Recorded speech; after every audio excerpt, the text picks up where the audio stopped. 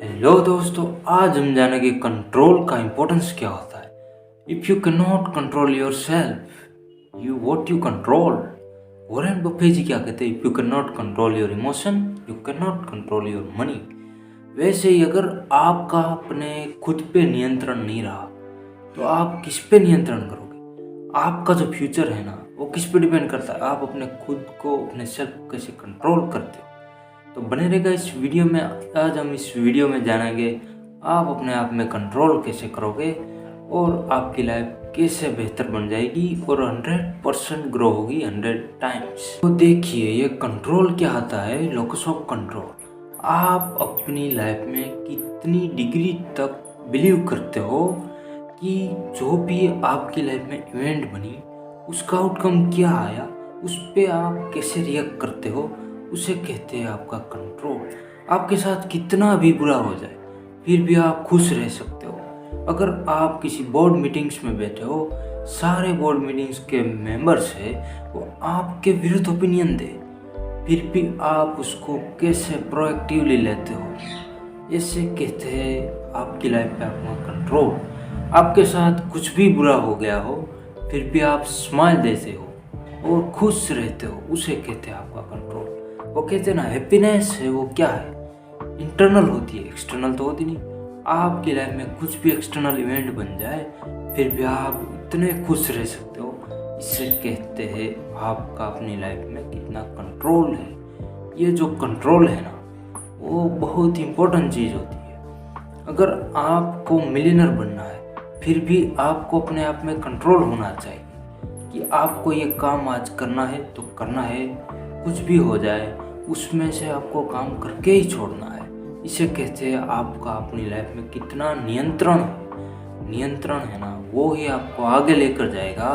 तो कंट्रोल जरूरी है। एक बार क्या हुआ था कि थॉमस अल्वा एडिसन की फैक्ट्री जल के राख हो गई, फिर भी उसके मुंह पे स्माइल थी।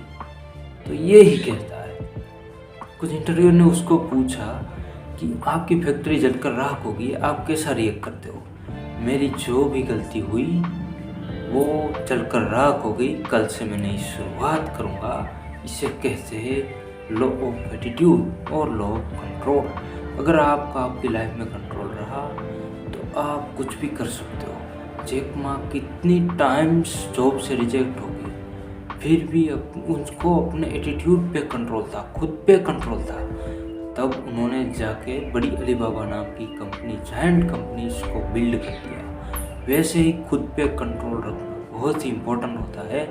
तो आज हम जानेंगे सारे सिंपल पॉइंट्स कि आप अपनी लाइफ और अपने बिजनेस में और आप कहीं भी किसी भी सिचुएशन में अपने आप में कंट्रोल कैसे रख पाओ। कंट्रोल के बारे में फर्स्ट पॉइंट क्या है, सेटिंग द स्टैंडर्ड्स।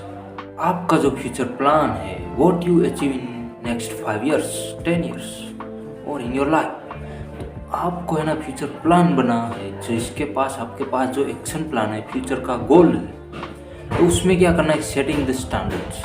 आज मैं ये चीज़ करूँगा तो इस वीक में मेरे से ये चीज़ें होगी, इस हफ्ते में ये होगा तो इस महीने में ये होगा, और महीने महीने जाके आपकी लाइफ का यर्स बनता है और सालों सालों करते हो, वैसे ही आपका फ्यूचर बनता है और आपकी आइडेंटिटी बनती है। तो आपको सोचना है कि स्टैंडर्ड सेट करना है कि मैं इस वीक में क्या करूँगा तो उसका आउटकम मुझे फ्यूचर में क्या मिलेगा। तो setting the standards, it is the first point of control in your life और इन योर बिजनेस। डेली का जो आपका प्लान है वो आपके लिख के रखा है, उसमें आपको मेजरिंग करना है, मेजरिंग द स्टैंडर्ड। आपने जो डेली का प्लान बनाएगा, सपोज आपका टू डू लिस्ट में 10 चीज़ें थी तो उसमें से आपको शाम होते होते कितनी चीज़ें कंप्लीट की, उसके सामने राइट टिक मार्क करना है, जो नहीं किया उसके सामने रॉन्ग। कि आपने ना जो स्टैंडर्ड सेट किया है उसके अगेंस्ट आपका जो परफॉर्मेंस रहा है उसको कंपेयर करना है, comparing your performance to your settling the standards. तो आपको कंपेयर करने से क्या होगा कि पता चलेगा कि आपने कितना कंप्लीट किया और कितना रह गया। नेक्स्ट स्टेप में क्या करना है कि उसको आइडेंटिफाई करना है। आपने जो स्टैंडर्ड सेट किया था उसके अगेंस्ट आपने परफॉर्मेंस था उसको आपने मैच कर लिया, क्या करना था और आपने क्या किया। उसके बाद उसमें आप कई सारे इंडिकेटर्स भी रख सकते हो, जैसे KPI है, कैसाक है, सारे इंडिकेटर्स। ये सारी कॉम्प्लेक्स चीज़ें लगती है आपको, तो मैं सिंपल आपको बताता हूँ। आपका जो टू डू लिस्ट है डेली का, उसके सामने देखिए आपने क्या किया और क्या नहीं किया। जो नहीं किया है उसका नेक्स्ट स्टेप में आपको क्या करना है कि ये चीज़ें मेरे से नहीं हुई, तो उसका आपको रीजंस को आइडेंटिफाई करना है कि मैंने स्टैंडर्ड सेट किया था उसके अगेंस्ट ये वर्क नहीं हो पाया, तो उसमें डेविएशन क्या आया, क्या प्रॉब्लम था, क्या दिक्कत थी, क्या रीज़न था, उसके वजह से मैं ये चीज़ें नहीं कर पाया। तो उस चीज़ों को आइडेंटिफाई कीजिएगा और नेक्स्ट स्टेप में आपको क्या करना है उसको करेक्ट कीजिएगा और उसमें एक्शन प्लान बना के एक्शन लीजिएगा, ताकि ये ही जो मिस्टेक थी वो बार बार ना हो पाए। सपोज सोचिए आपकी लाइफ में कोई प्रॉब्लम्स आने वाली है, उसको आप पहले से ही आइडेंटिफाई करके रखते हो और उसमें आप पहले से ही एक्शन लेना स्टार्ट कर देते हो, तो हो सकता है कि वो प्रॉब्लम आपकी लाइफ में आए ही ना।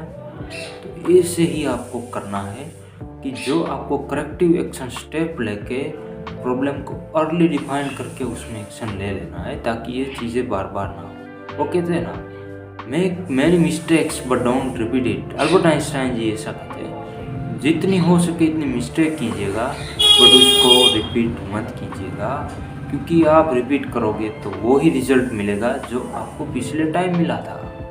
तो आपको मिस्टेक को रिपीट नहीं करना है दोस्तों, तो ये चीज़ें ज़रूर अपने दिमाग में रखिएगा। अब हम जानेंगे टाइप्स ऑफ कंट्रोल के बारे में। फर्स्ट टाइप्स क्या है कंट्रोल का? Feedback control. जो आपको कस्टमर है, आपका फ्रेंड्स है, जो आपको सजेशन देते हैं, यानी कि फीडबैक के दौरान आपको जो भी कहते हैं उसको अच्छे से सुनिएगा, उसको एनालाइज कीजिएगा कि मेरी प्रोडक्ट की क्वालिटी में क्या कमी है, मेरी प्रोडक्ट मार्केट में क्यों नहीं चल रही है, और इन सारी चीज़ों में से एनालाइज करके उसमें करेक्टिव एक्शन लीजिएगा, ताकि ये जो गलती हुई थी वो बार बार ना हो। वैसे ही तो बड़ा बिजनेस बिल्ड होता है। ग्रेट कंपनियां, जायंट कंपनियां कैसे बिल्ड होती है?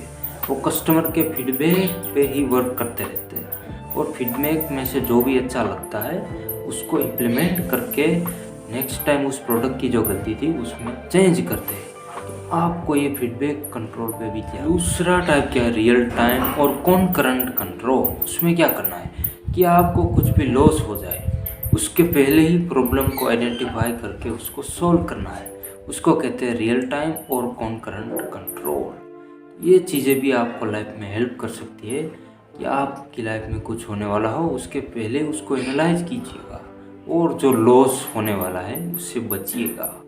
तो ये दूसरा टाइप्स ऑफ कंट्रोल था, प्रेडिक्टिव टाइप्स ऑफ कंट्रोल। तो जो प्रॉब्लम्स आने वाला है उसको अर्ली मेजर कर लेना, उसको कहते हैं प्रेडिक्टिव कंट्रोल।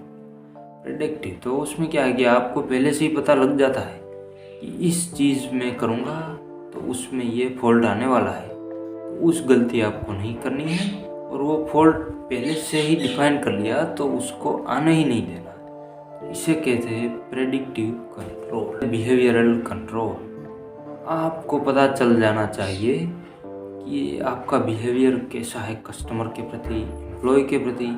ये सारी चीज़ें बहुत ही मैटर करती है।